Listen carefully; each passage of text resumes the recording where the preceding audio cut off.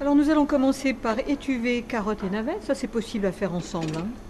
Ça va être très court, hein. Alors là c'est spécial, hein, parce que ça a été coupé très finement. Il y a un beau travail qui a été fait par Loïc, hein, qui est en cuisine et qui apprend son métier.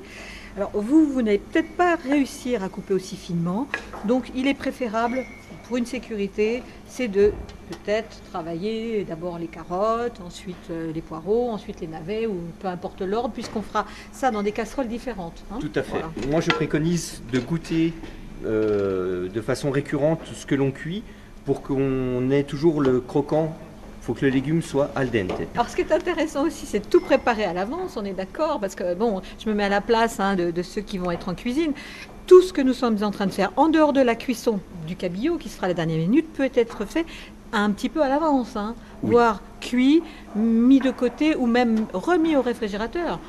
On peut le sortir un peu à l'avance, hein, au moment où on va préparer le cabillaud, et le remettre en température après. C'est possible aussi, hein. Voilà, il suffit aussi d'ajuster alors la cuisson du poisson. C'est-à-dire que si on considère qu'on va le réchauffer, on peut très bien stopper la cuisson un tout petit peu avant.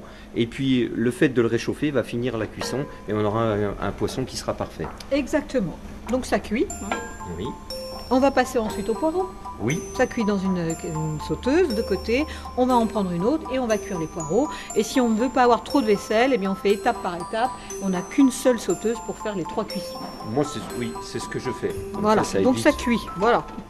On va compter quand même 10 minutes, hein, je pense, hein, Oui. à peu près. On remue régulièrement.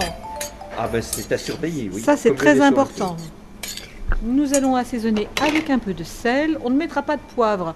Ce qui est bien, c'est d'avoir le légume dans sa saveur naturelle, c'est-à-dire juste légèrement salé.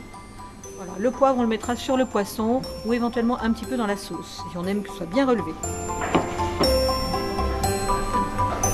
Donc maintenant, on va passer à la cuisson des poireaux. C'est ce qui est un petit peu plus long quand même, on peut le dire, hein. On met beurre, alors j'ai oublié de vous le dire, hein, beurre et huile en même temps, hein. Moi je pense que c'est mieux le beurre pour la finesse, l'huile pour qu'on puisse chauffer sans que le beurre ne se dégrade. On va rappeler peut-être aux auditeurs et aux auditrices que quand on fait une cuisson avec les deux produits, enfin beurre et huile, c'est bien déjà de mettre l'huile et ensuite on met le beurre. Et on va procéder de la même manière, c'est-à-dire qu'on va cuire gentiment, en remuant régulièrement. Alors c'est entouré encore d'un peu d'eau, hein, on a oublié de vous le dire, hein, on a mis tout ce que nous avons découpé a été gardé dans l'eau, hein, Oui. le temps d'émincer finement.